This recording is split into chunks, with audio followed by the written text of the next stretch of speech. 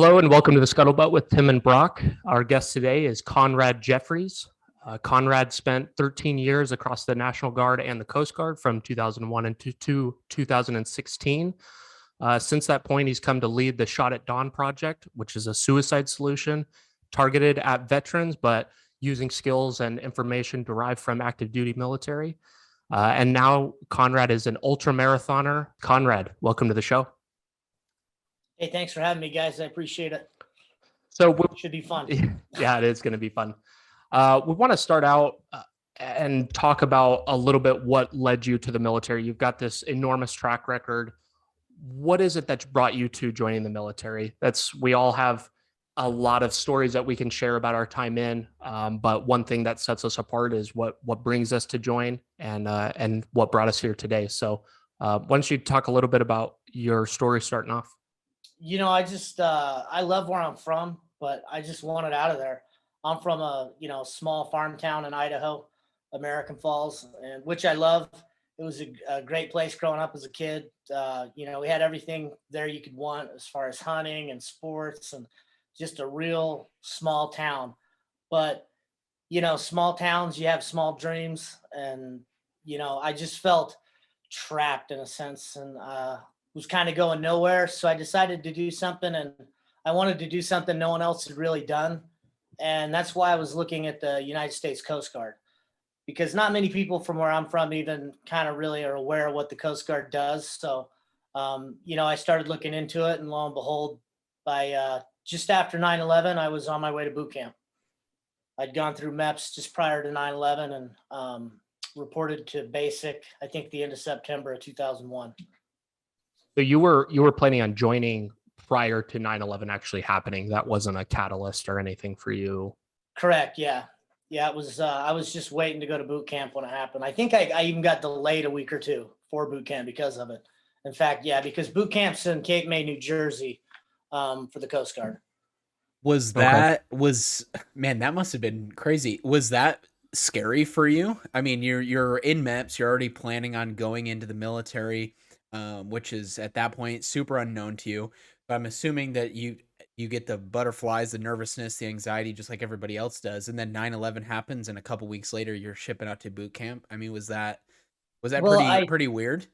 I think the consensus of most of us when I got to boot camp is like, we're in the Coast Guard. What are we going to do? Right? Like we'll be out on the beaches helping chicks and whatever. We'll be cruising the surf. Sure. But a little ways through boot camp, there was, you could tell there was going to be a shift in what the role of the Coast Guard's mission was in the country. And we could feel it from our cadre commanders. And, there was a lot of changes coming. But, Coast Guard does have a history of, we have a Medal of Honor winner, Douglas Monroe, taking the Marines in. I actually went to a federal law enforcement school for the Coast Guard with the first guy killed in action since Vietnam, Nathan Bruckenthal. They were over there on tacklet teams.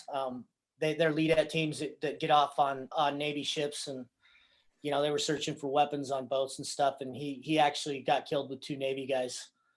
So the Coast Guard does have some combat operations and some missions like that. But for the most part, we were kind of looking at that shift into the counterterrorism role. Maybe it was real.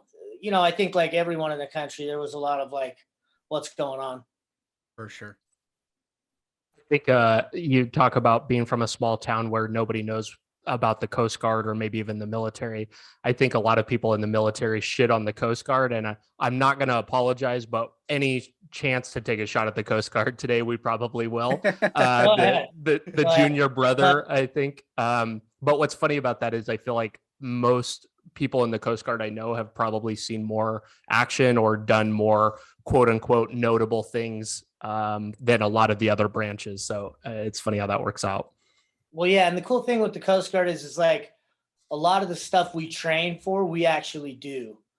Like, you're going to run search and rescue and have an opportunity to do CPR. Hopefully not. But like in those situations, a lot of the stuff the Coasties do, and they're real squared away. It's a small service. And I will say that like they're super squared away.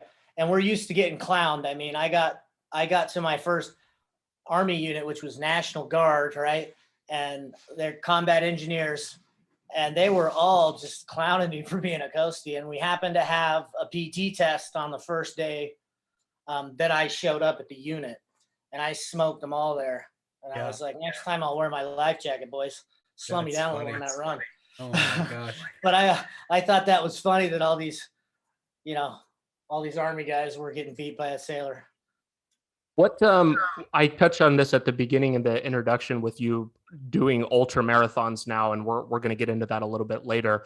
But it sounds like you joined very physically fit, and your physical fitness was something that you took very seriously early on, and were good at. It wasn't something that you got out of the service or gained later on. Is that right? Well, I've always been kind of an athlete. When I was a kid growing up, I played baseball and motocross. I did a lot of stuff. I was jack of all trades in sports. I loved all of it. But when I joined the military, I didn't have much confidence. I was short, a little bit chubby, and I got around guys that were more confident than me in the Coast Guard, and started training, and really just kind of fell in love with the aspect of that. And it's been a real catalyst to my mental health throughout my life, and there's just been what I'm doing now and what you've seen since we've known each other is pretty new. I've always worked out and done stuff, and I've always been able to compete in some things, but I've never really took it to the next level or tried that hard. And so that's what, and we can get into it with the suicide stuff, is I thought, before I'm too old, I believe I have an ability to maybe bring some of this to fruition through those talents that God gave me, and through hard work, because that's what a lot of it is. I don't have any doubt. It's you've got a really impressive track record, and one that would be envied and glorified by a lot of people, myself included. So so to kind of start at the beginning there with your time in the service, at the very beginning, how was that? Was that a big culture shock for you, coming from a small town? I'm also from the small town in Idaho too, so I know what that's like. Talk to us a little bit about what that was like, that change you experienced. It was definitely a culture shock. But looking back, the military gave me a lot of things I don't know if I would have got if I wouldn't have went. Like I said, the Coast Guard was small. There was nowhere to hide. Units everywhere is real small. There's some real squared away dudes in there. And, I started to pick up on that type of lifestyle, and which was real beneficial for me. And so, what was kind of overwhelming at first became an uncomfortable, because honestly, I was scared to death of the ocean too. And that's one of the reasons I went towards the Coast Guard, is because I could swim, but I'm scared of sharks. I'm scared of all that stuff. And so, the Coast Guard to me was something to kind of make myself uncomfortable with. And I really enjoyed my time in the Coast Guard. Looking back, I got to spend some time in Astoria on a buoy tender. We were switched into an intern Marine Security Strike Team for counterterrorism, part of the boat. We were an intern team from what would later become the Marine Security Strike Teams on the active duty component of the Coast Guard for the West Coast. Got to go to a search and rescue station out in Georgia, just north of Jacksonville, Florida, which was pretty awesome. I loved living there. And like I said, my time in the Coast Guard, I was around a lot of squared away guys.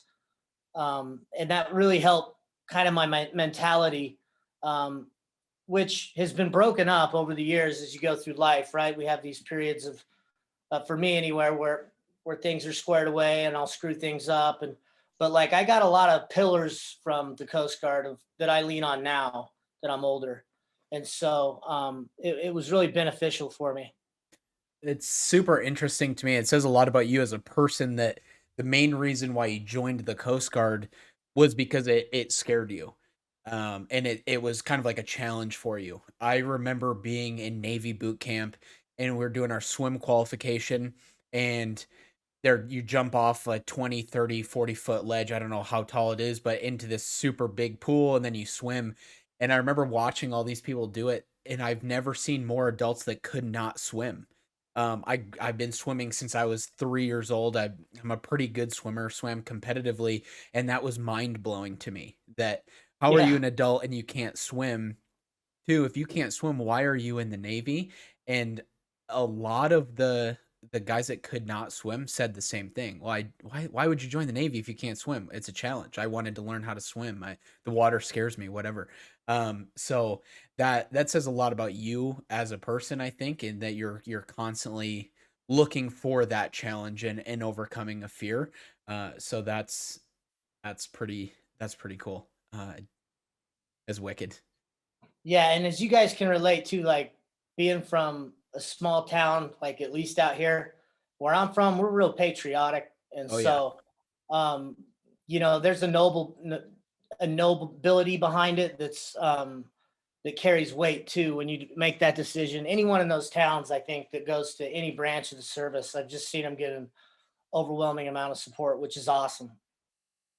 Well, and like Absolutely. you said, you kind of you rise to the level of the people around you, and then it feels so good to come home and get that pat on the back. And I'm assuming you came home at certain points or whatever, and everybody wants to shake your hand and everybody wants to say thank you for your service, and that feels good. Yeah, and That really is a boost, especially if you were kind of coming in not confident.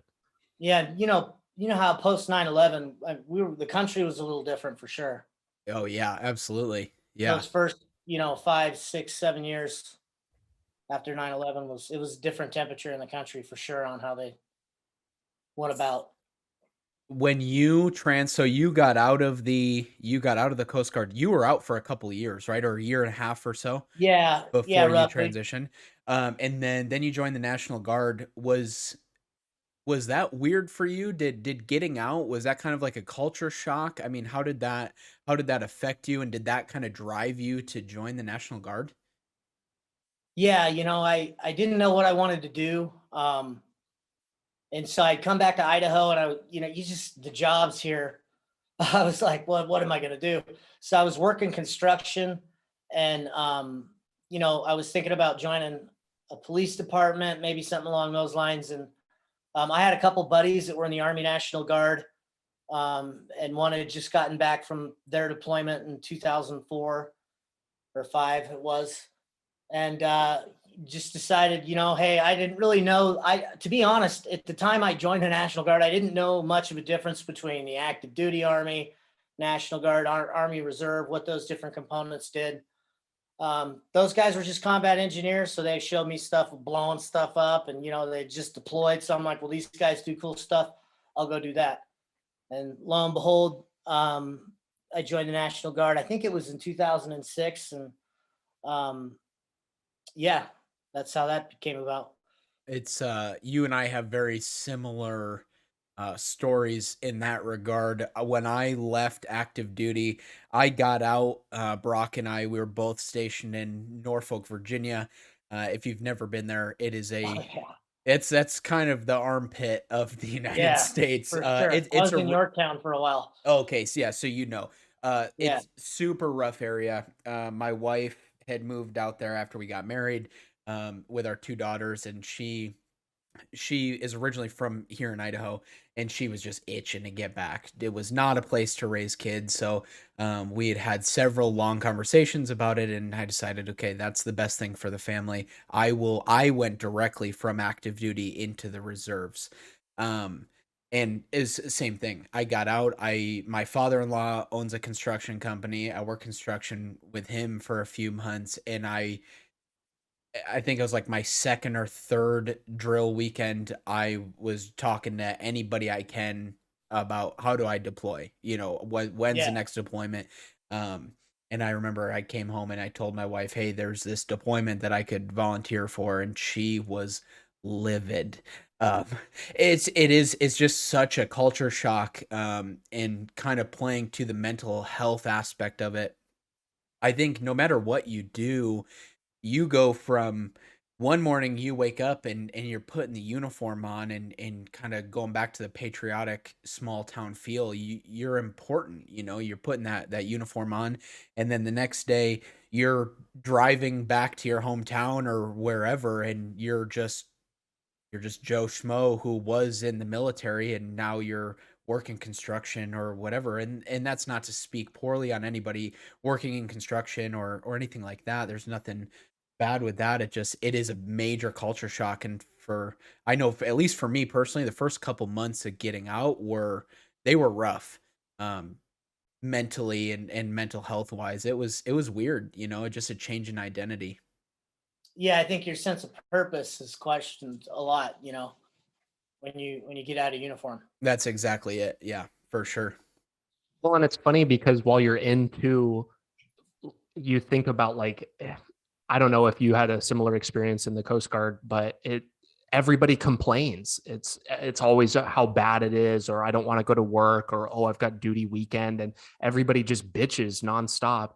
And then you finally get out, and you're like, oh, now what? Like Yeah. you're missing those people to commiserate with, and like you almost like miss being miserable. I Mhm. don't know why that is, but like you really, that's taken from you. And maybe it's the sense of purpose, or I don't know what it is. I still kind of feel like I'm trying to figure out what that feeling is, but it's interesting being out and then not having that thing, even though you hate it.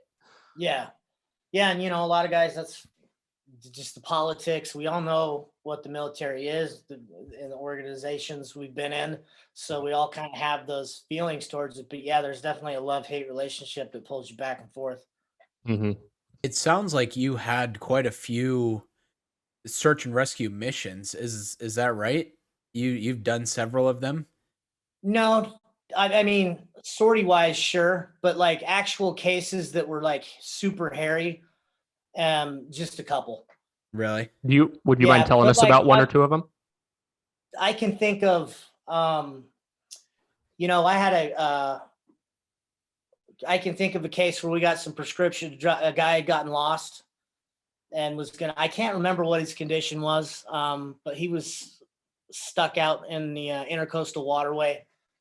And we got him and got his medication to him. Been a couple cases where we pulled people out of water, had a gal die on me, doing CPR.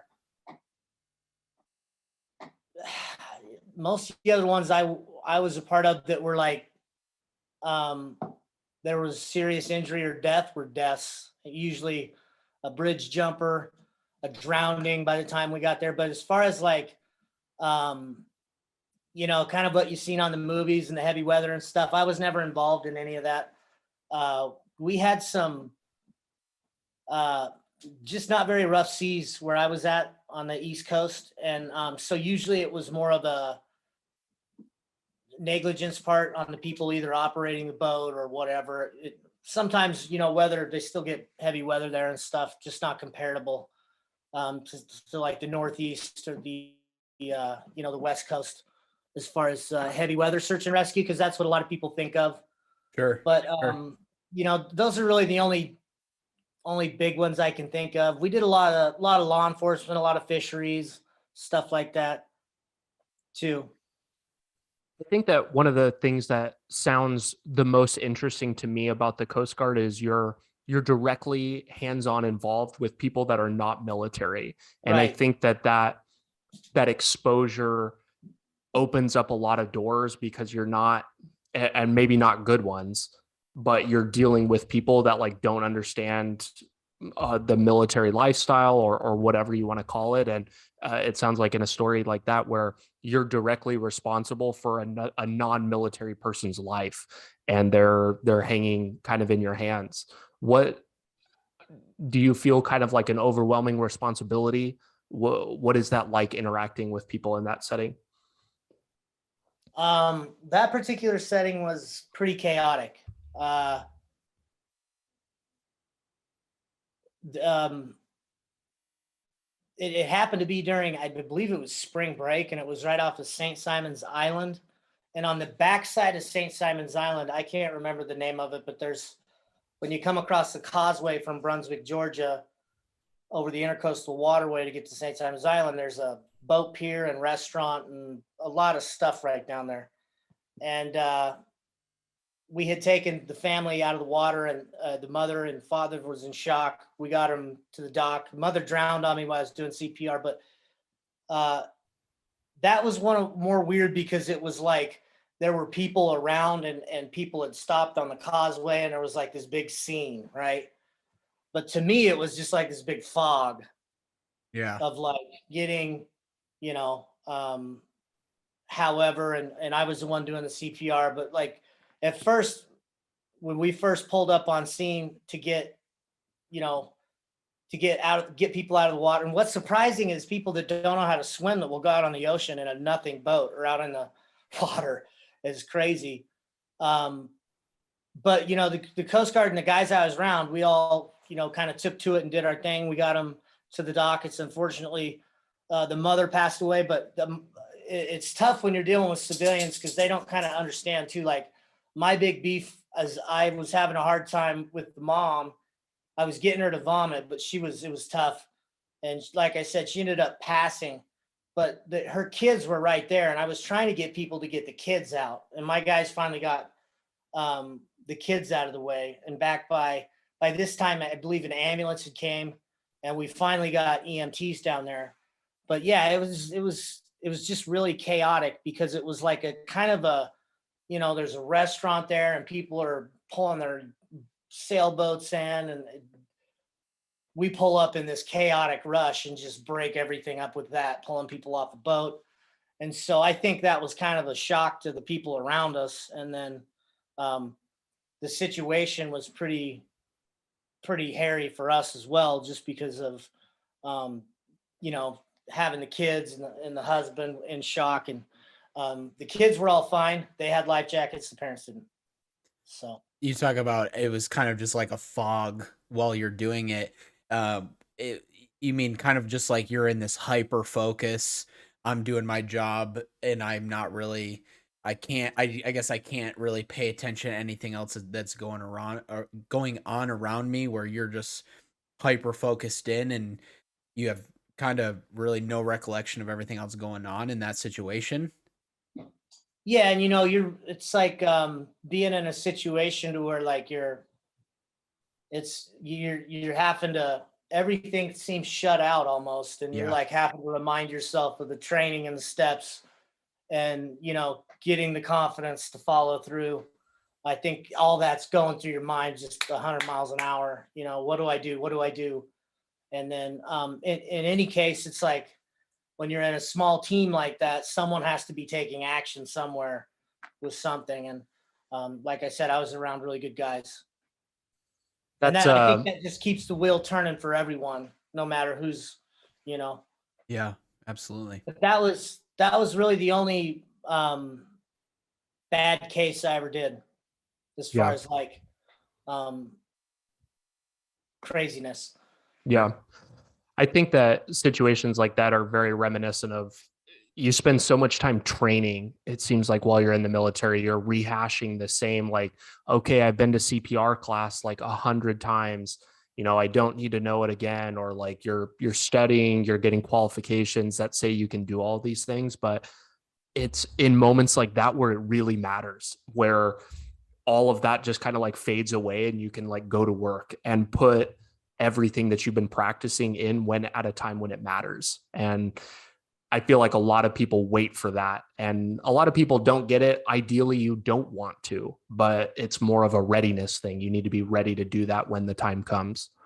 So that's interesting to hear somebody like on the ground dealing with that and putting that training to work.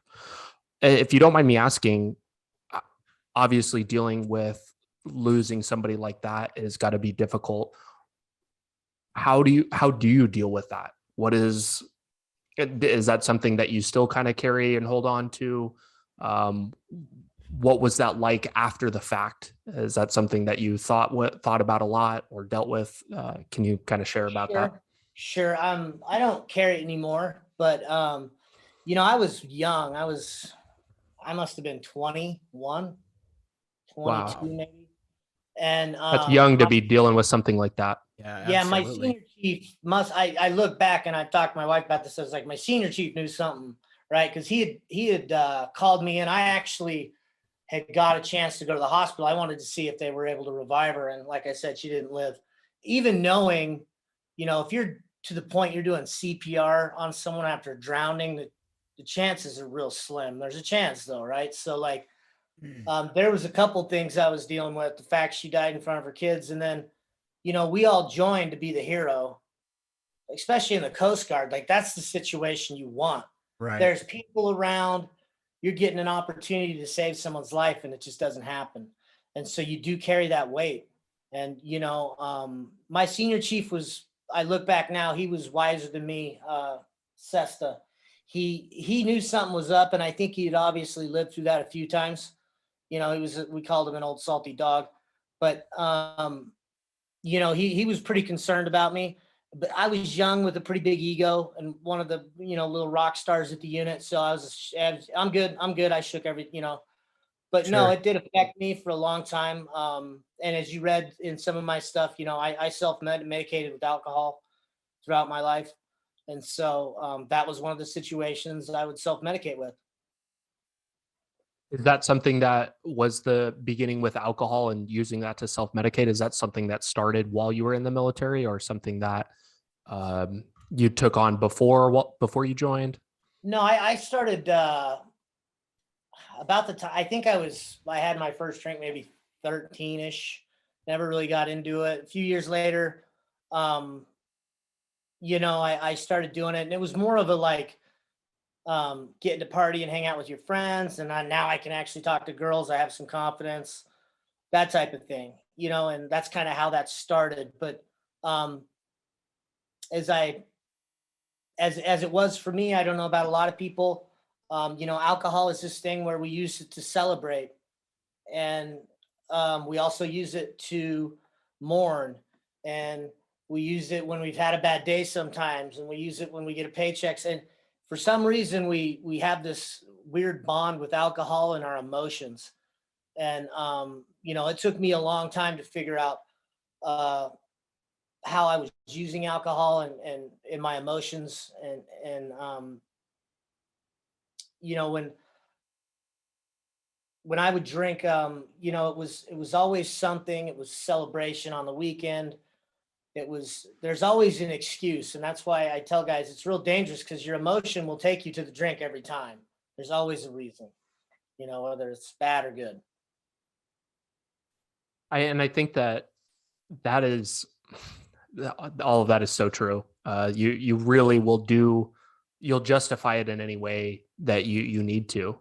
And I think that it's kind of exacerbated by military culture just as a whole.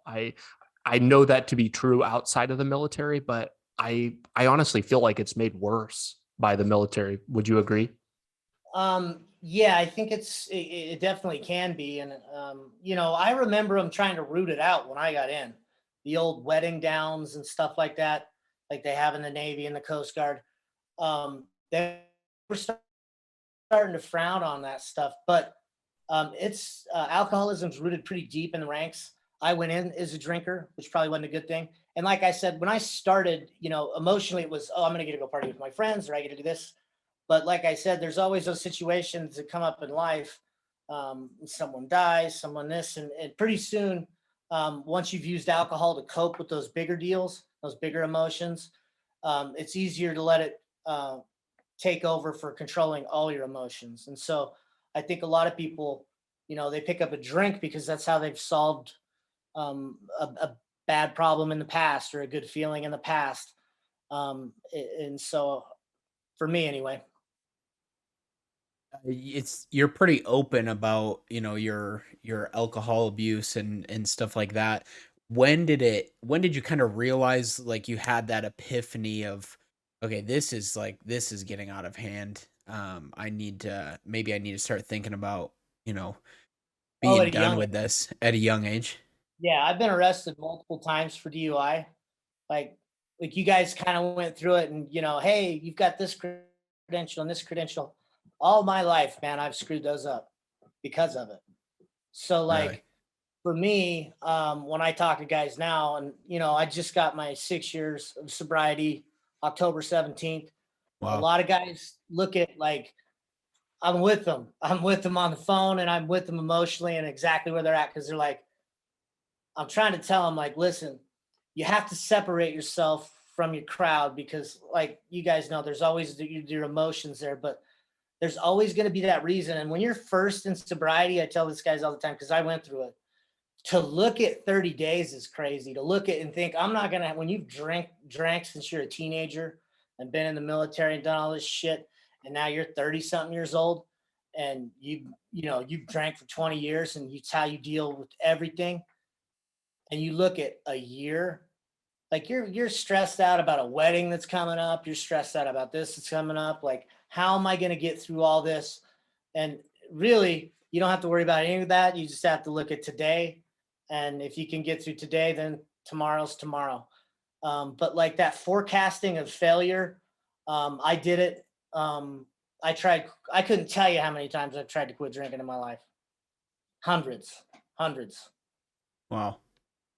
I know that you've talked about, you got several DUIs, and that's it just kind of kept happening. And do you think that held you back in the military for Oh yeah. promotions and stuff like that? I would assume Oh even yeah. back then. I know. Well, my problem too was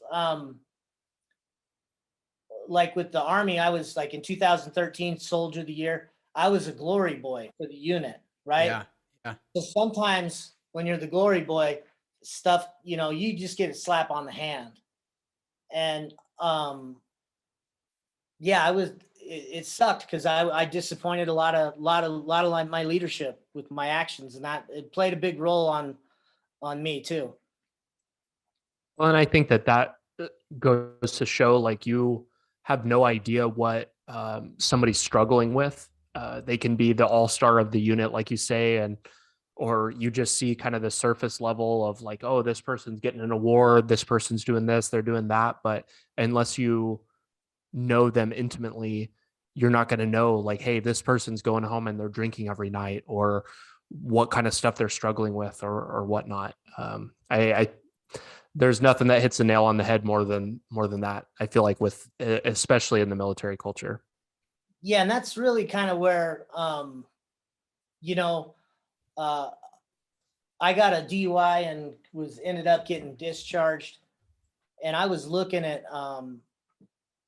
just what the hell happened, right?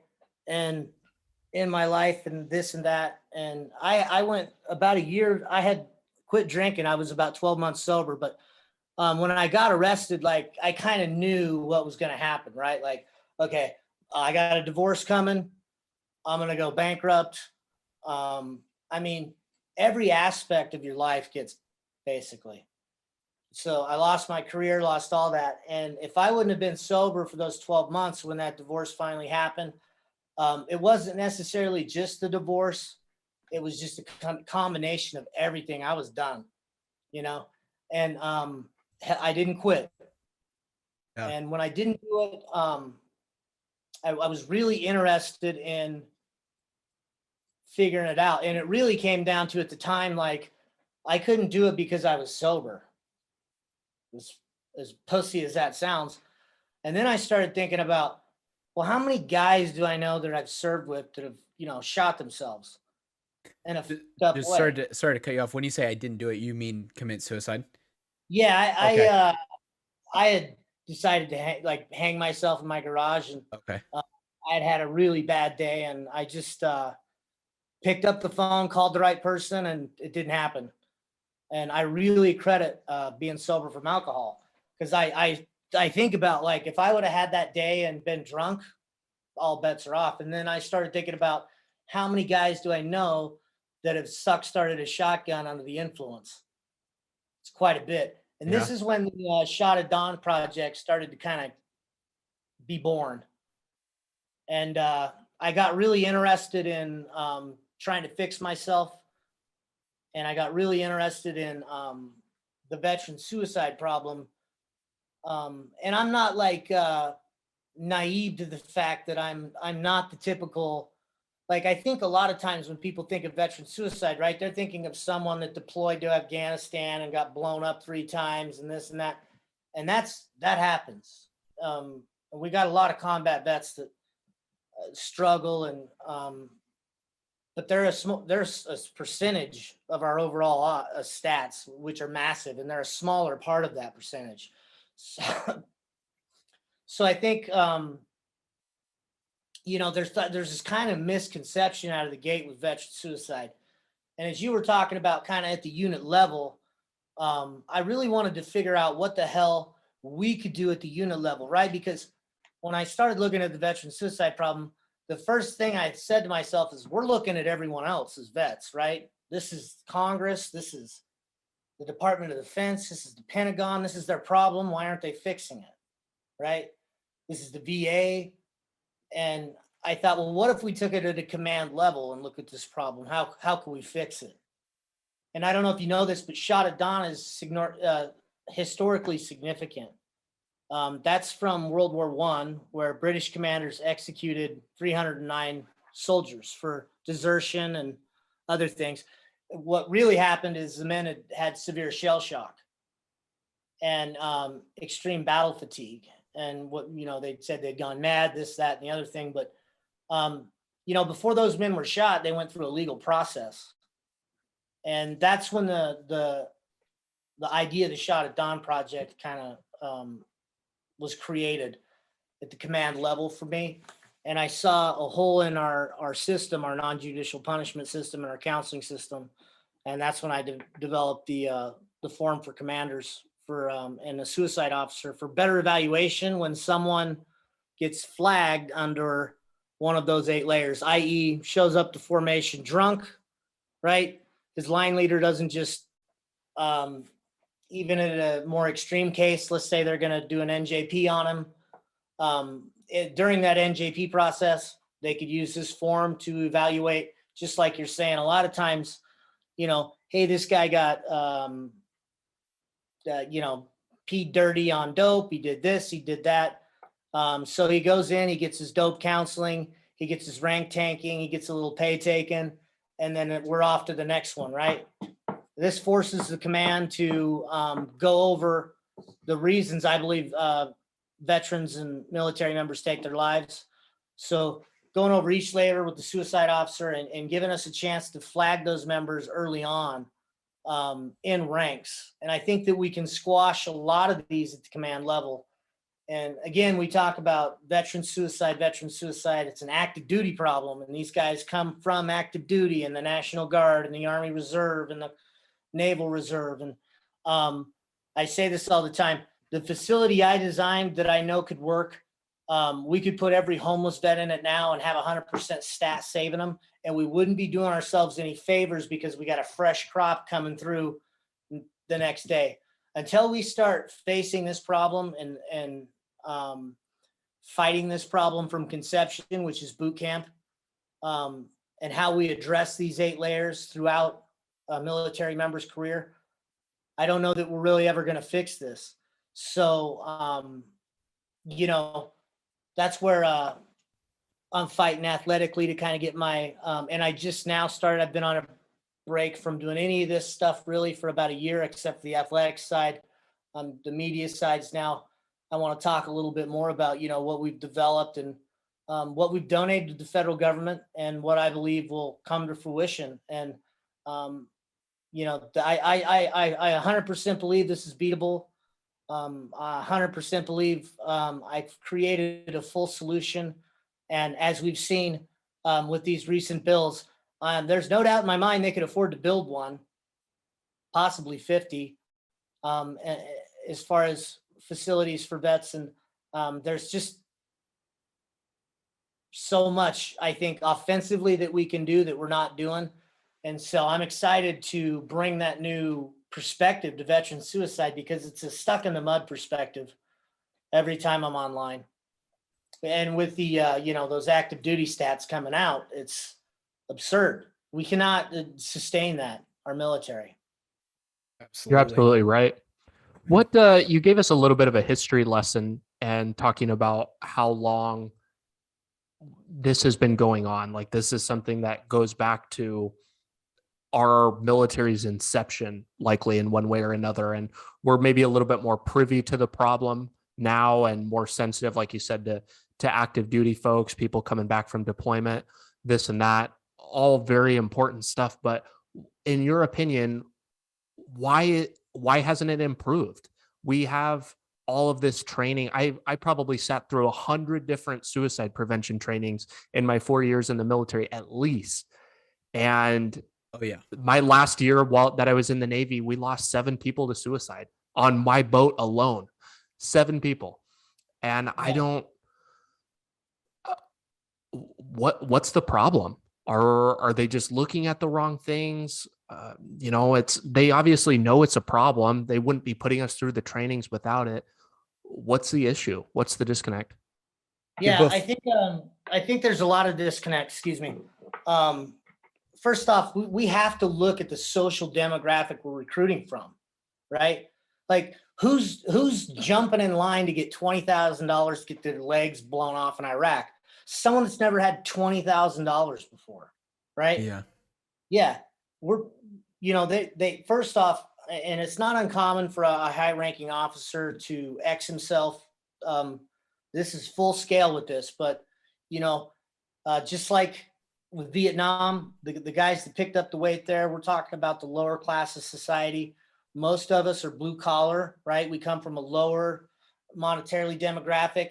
And when you're looking at social demographics, I know there were a lot of guys in my unit, man, that they had nothing growing up, and they were in the National Guard with nothing. And you've got a higher probability of alcoholism in the family, all these different things. And then you get them in service, whether you give them bonus money, you pull them away from home, and they bring in any of those ailments, whether it's alcoholism, and they pick it up in ranks, however they pick it up.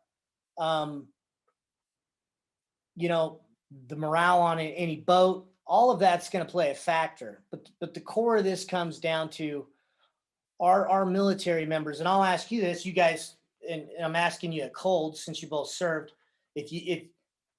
how much of your paycheck would you be willing to bet? Right. And I'll give you for example, alcoholism, financial loss and divorce, right? Relationship issues, sexual assault, right? Think about how many guys, those 7, out of those 7 guys, how many of them had an incident related to one of those? Pharmaceutical drugs, throughout, as simple as counseling. If I had to bet, I would say probably all of them, all 7 of them, I would think, or at least 5 out of 7. How many do you think would actually have NJP action? These are good questions. I don't know the ansers to those questions, but that's I think you're hitting on the government. Yeah. Yeah. How many? So you're pointing out that those signs, like getting flagged for, hey, this person got a DUI or whatever, those should be triggers. Like, hey, we need to be looking at these people more, and we need to be. We got to look at, okay, so in my case, in a lot of guys' cases, we got to look at kind of the situation of when they pulled the trigger. Right. And so, if a guy's broke, I like to say this, like, if I'm a commanding officer, right, and I get Joe Schmo in here and he just got let's say a DUI, and he comes in and gives me the song and dance, and we're going to make him do his counseling, and he's going to do his civilian legal stuff he's got to get handled. We're going to drop his rank. We're going to do this, that, and the other thing. And then I send him on his way. I only know that he's got a drinking problem, right? And maybe 5-6 days later, he pulls the trigger on himself. Did I have an opportunity to talk to him about what his finances were like? Absolutely. If he had $600 in his account as opposed to minus $600, could have that saved his life that day? I'd like to say little things like that we'll never truly know the answer to, but I'd like to think we have a shot, right? Yeah. And another thing that could carry on from this is if we're attacking these, right? If you're getting a guy that's 19 and wet behind the ears, and he's from a rough family, and he joined the infantry, or he joined the combat engineers, or he joined the Navy for that bonus money, and or college money, whatever his reason. and he takes one of those issues in service, you've got an opportunity there when he flags himself. You're already going to go through a legal process with him, whether it's just a line leader counseling him. We know once ink hits the paper on a service member, it has to fall. Those situations, it has to fall under the commander's authority, right? The Uniform Code of Military Justice, that those levels of non-judicial punishment, all the way up to court-martial, all the way down to a counseling. Are we missing an opportunity there to better evaluate these guys and get them help? Because you and I, all of us know, even for active duty and reserve, man, they put it, you need help with something and you go to a line leader, that's one of the first things. Sure, there's some frowning on it, but there's resources out there, you know, from financial aid. If a guy's going through a divorce and comes up short on some bills, from medical stuff, if something's TRICARE is not going to, you know, I will say this, a lot of units have great support as far as like, it's just not getting put to use necessarily. Well, and I think that I think you hit on this a little bit. When people get in trouble or something happens, one of those flags goes off. And if it comes down to getting an NJP or whatever it is, that whole experience it's so transactional. It's, hey, you lost rank and here's half month's pay times 2. Like, and then they do their time, and at least on the boat, you go to restriction for 60 days, maybe you sweep a couple extra floors, and then you're reformed after that, quote unquote. Like that's the end of it. And I think what you're pointing out here is that the buck doesn't stop there. Like that should be a sign that, hey, this person, we need to spend some more time with this person and be looking for more there. I think it really comes down to just caring. Like you're saying, somebody gets a DUI. It's exactly right. It's just transactional, where if your CO or XO or whoever just cared to look into it a little bit more, I think you absolutely hit the nail on the head. You could save countless service members by just caring and looking a little bit further into it.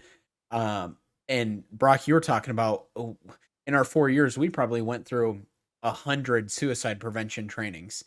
And when I think back to those, they're everybody's just, okay, another training. It's just a Band-Aid. It's just a check in the box. It's not actually a solution. Nobody's ever taking that stuff seriously. Until the Department of Defense and the Pentagon's willing to look at why service members are taking their lives and then correcting those situations in ranks and trying to correct those situations in ranks before they get out of ranks, what are they doing? Yeah. Really, well, wasting their time. I think if you were to put a process into place where something like that does happen, and okay, now the process isn't just go NJP, here's your demotion, here's your punishment, do this, this, and this. If you put a process into place where it was kind of, okay, you're gonna have to get a punishment, but also let's, you as the CO or the commander or whoever's in charge there, you have to look into this sailor and that kind of thing, and kind of forcing their hand almost. Yeah, and at what level can we use this at, from medical discharge boards to generalized discharge boards, right? Like, if you really want to send service members off on the right foot, you should probably check these boxes if you don't want them, but hey, we'll see where this fight leads us. But I'm confident that we've got something here, and just to hear you guys say it's really 100% when I ask someone, like, and it doesn't really matter what branch, because we've all been there, as far as like, hey, if I told you this many layers, like, and these are 3 of them, how many guys out of it would have been affected by those 3 or 4 layers at one point in their career, where it was noticeable and talked about and put on paper at one point? Even if it's from an E5 that put it on paper as the first line leader or the first petty officer in front of that E3 or whatever, like, was anything taken? Because if it was, are we missing something there? And we definitely are. And, our commanders in service, are highly educated. They have the legal authority out in the field to take our lives, literally. Yeah. Let's give them a little, and I think they'll welcome it with open arms to give them a little power as far as like better serving this. And you don't have to be a psychiatrist to mark. And my form is real rudimentary, but it's built for rock throwers. Like, there's no need to overthink this as far as, if a guy's struggling financially or not, or if he's, how many of our females that are taking their lives have had a sexual assault on their record? I think the percentage is over. I'd have to relook. It's high. It's like, I think it's over 90. I would assume it would be very Yeah. high. That So, sexual like, assault in the military, that alone that's another major issue. I mean, Brock, I'm sure you and I know how many girls that have unfortunately had some sort of sexual assault while during their time in the military, and that alone one is a separate issue that needs to really be cracked down on, but it's also just absolutely heartbreaking. I go ahead. Well, I was just going to say, if you, I think from what I can remember from a lot of the trainings that we did, especially when it comes to suicide, and then as we're talking about here, sexual assault, a lot of the training revolves around saying something and finding ways to be comfortable to have that conversation and saying, hey, are you thinking about hurting yourself? Hey, has somebody said or done something to you? And like being just even broaching the subject is the hard part, that at least that the military is like training the people. I mean, Tim and I got out in 2018. That's like what they are telling us about, like how to have those conversations. Like you're saying, it needs to be something more, because it's really not working. Before we started recording, you were talking about some of the numbers that the Pentagon just released. Do you want to walk us through some of those numbers, and then maybe walk us through these 8 layers that you're talking about, so that we can kind of hear about those? Well, they just released the stats that this quarter their suicide rates have gone up 46%. So that's insane. Since Vietnam, there's been over 300,000. And not to backtrack here, but I did want to say, as far as just the military and what we're talking about and what they could do and what the Pentagon do, I also like to talk about kind of like what we can do. And that's where I'm hopeful that, like, just on my story and what I'm doing, like other guys can look at that, like, hey, you can quit drinking. A lot of this comes down to the pills and the booze. We all know that. And that's ultimately on us, whether the VA's over prescribing dudes, which they are, and not helping the cause or not. All these substances really at the end of the day come down to us. And so I think it's important for vets that have struggled, no matter what your background, no matter your whatever, if you've struggled with suicide and you're a vet and you're doing things good, like, that's how we, the little tools I learned from you are going to help keep me, sane. I say that, like, we'll learn from each other too in this recovery phase and this, and what we're doing for me, it's not going to be for everyone, but the running and the, the exercise and the hold myself accountable and challenging myself, all that helps me. And so I hope other guys see that and, hey, I'll try that out. Maybe not my lane, but and the same with the the alcohol or whatever guys' vices are. Like, I think it's important that vets are leading this charge too. Yeah, I think that it really comes down to, we all have to be doing something, and not only just saying something, but being there for other people. And I think that one of the reasons why we're doing this is creating and establishing a veterans network where we can talk to people and open up these conversations and be willing to have the conversations that other people aren't willing to. And we're really thankful to have you on the show here to talk about that today. You have been working to kind of raise awareness with these ultra marathons, all of this crazy running and competitions and stuff. I highlighted a little bit of those at the beginning.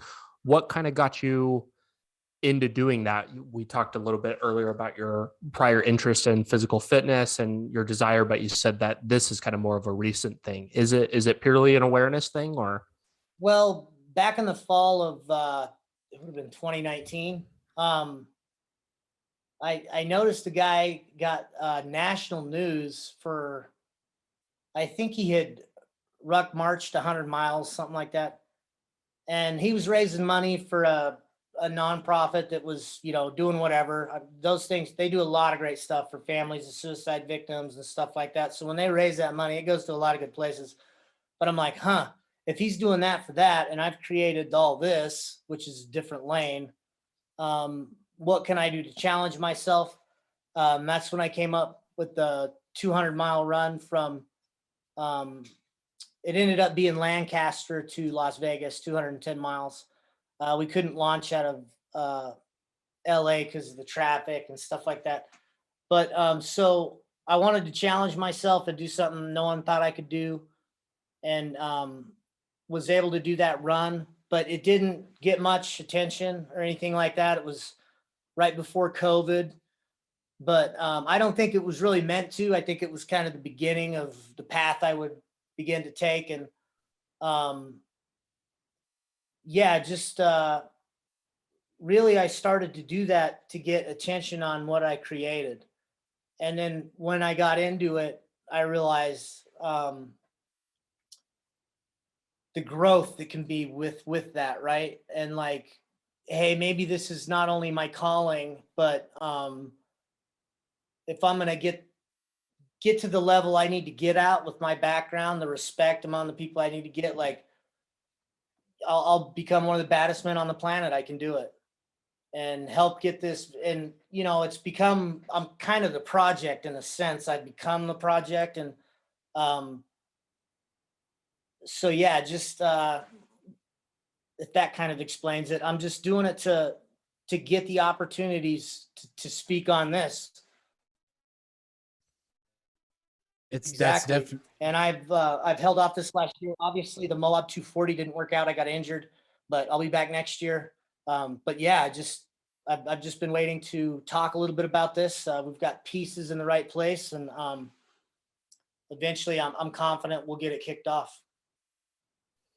Do you think that you have to do this because, or like, do you feel like not taken seriously because of your background and like maybe things that you've done, or getting a DUI, or any of those things? Do you feel like people don't give you the credence because of that, and this is a way to reconcile that and show people that you're walking the talk, so to speak? Yeah, I think that was one of the factors when I began. Yeah, it was definitely like, hey, you know, no one wants to take me seriously because of my background. Like, I firmly believe with what I've created, I know this, if I was someone else, I would already be a glory boy. But I'm glad that it's gone down like this. I really am, because it's I don't really take much weight in that anymore. Um, it's become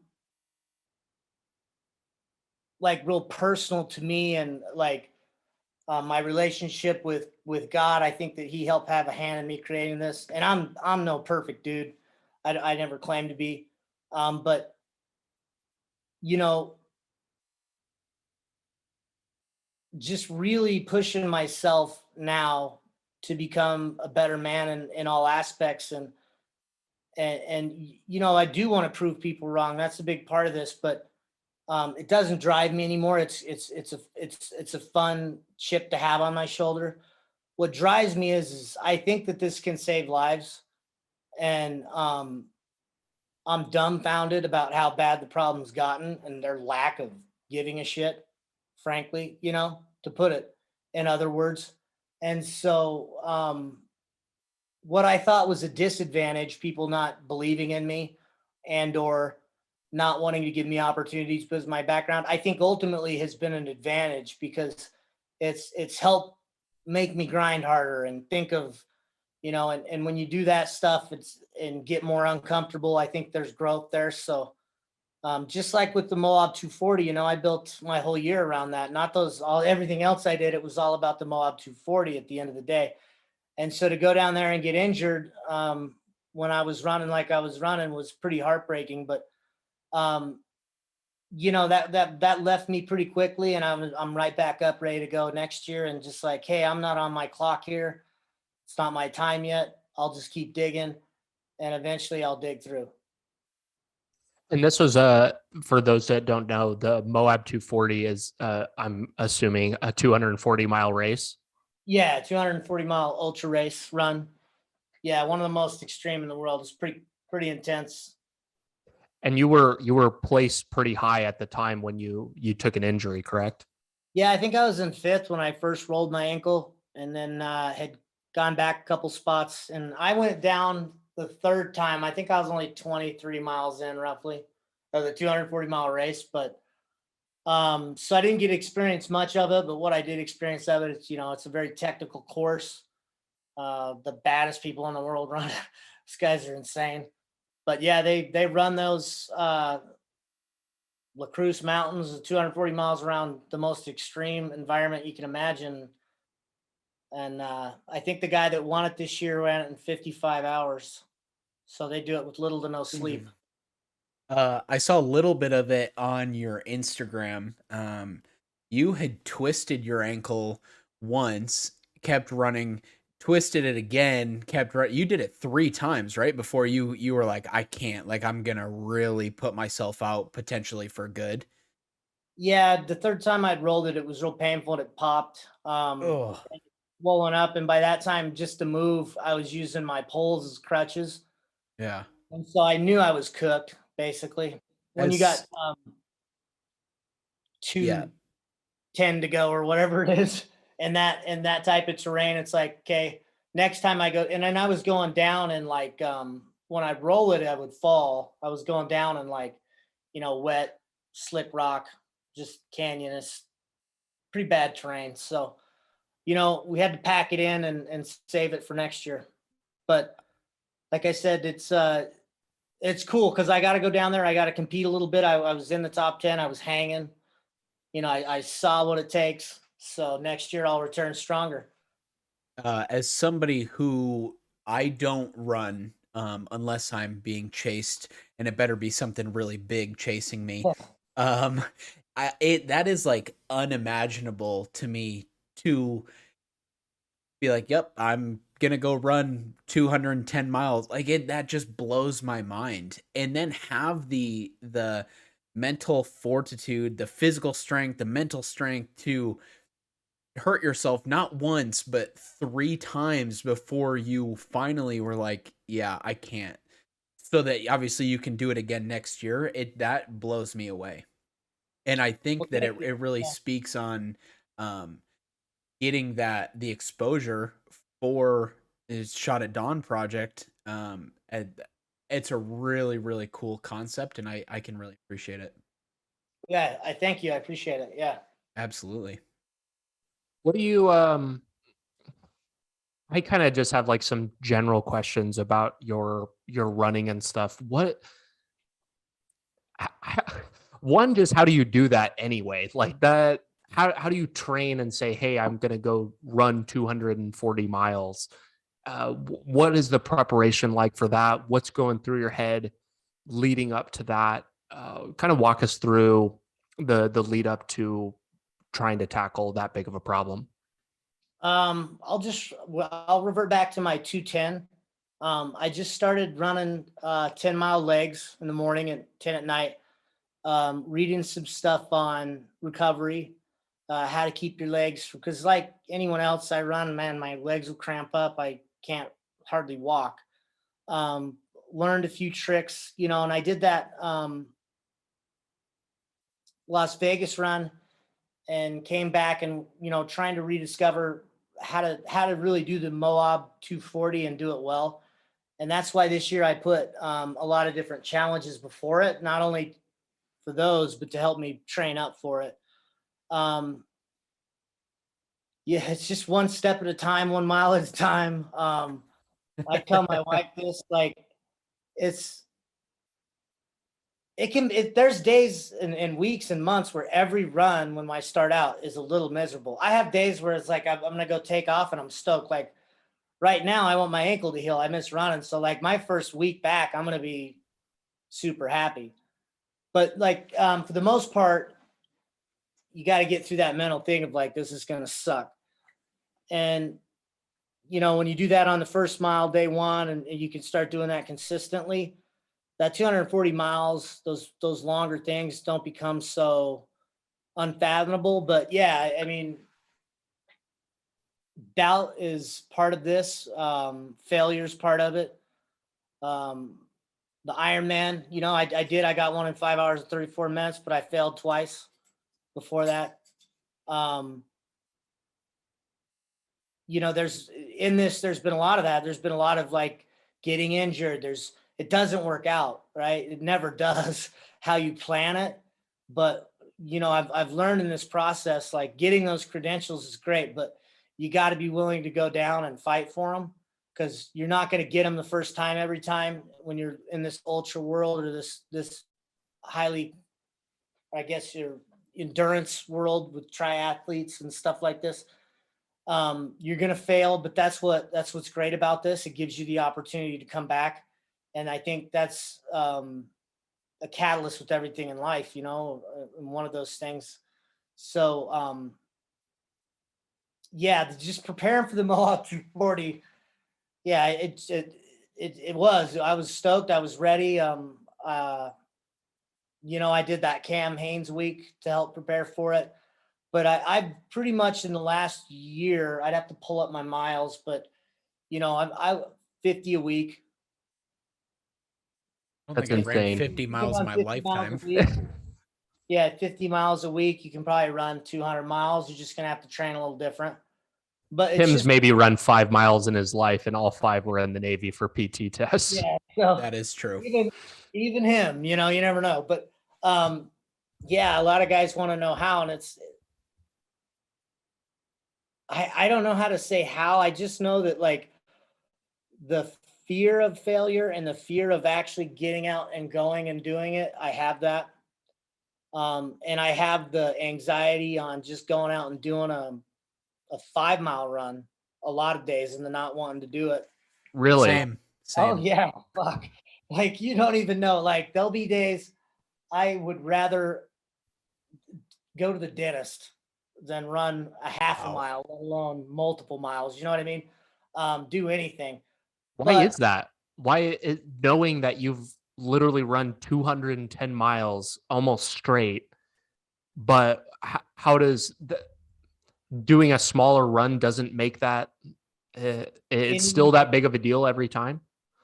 I mean, sure, you can look at something and go, oh, I've ran this length before, so this is nothing. Or I've done 100 miles before, so a marathon is nothing. But, and that's true in a sense, but it's, you know, it's stepping up to the plate each time with a new pitcher, right?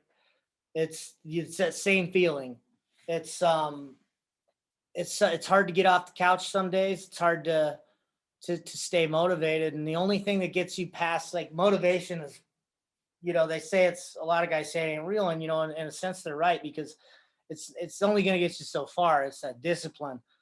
And, you know, running is, I find a lot of peace in running. I find a lot of grace in running, but the first 2 miles of every run sucks donkey dick for me.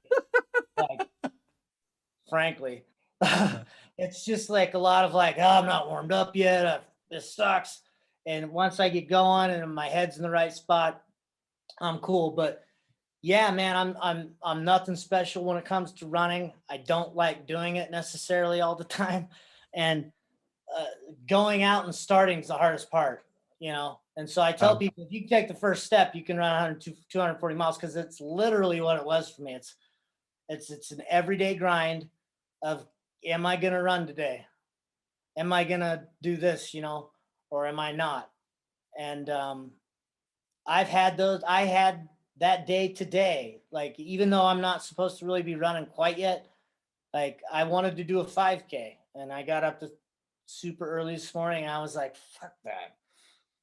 My ankle's not 100% yet, but like, I also wanted to get it loose, and I know it'll help in my recovery if I just go get it stretched a little bit.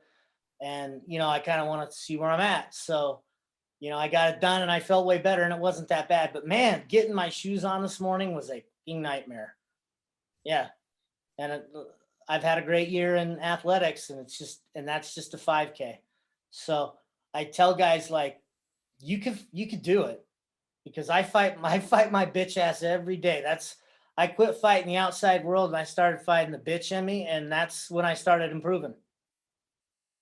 Well, and Stop. that's such an anecdote that applies to so much in life, just that the first step is always the hardest, of like starting something new, or even something like you're obviously a phenomenal runner, but to hear that you struggle with taking that first step is, I think it's encouraging. And a lot of people can take solace in the fact that whatever it is that they're fighting at this point, maybe it's trouble with alcohol, maybe it's thoughts of suicide, maybe it's running, maybe other people are running the Moab 240 this next year with you.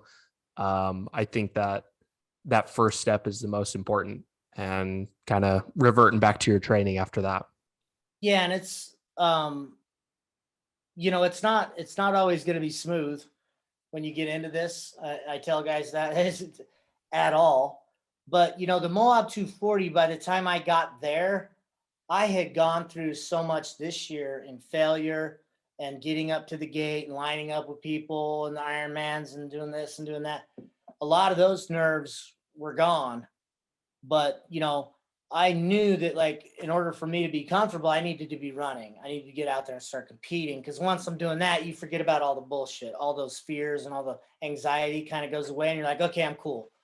But yeah, that's all that stuff makes me uncomfortable. Going to a race, meeting new people, lining up, all of it. But like, it's been super good for me.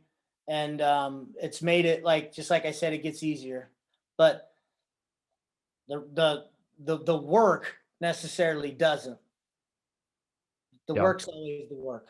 Just to kind of to wrap things up, we try to ask a couple questions here at the end. What advice would you give to somebody that's maybe in or out currently, that's maybe struggling with maybe alcohol abuse, maybe pills, maybe whatever it is? What would you say? What would people want to hear?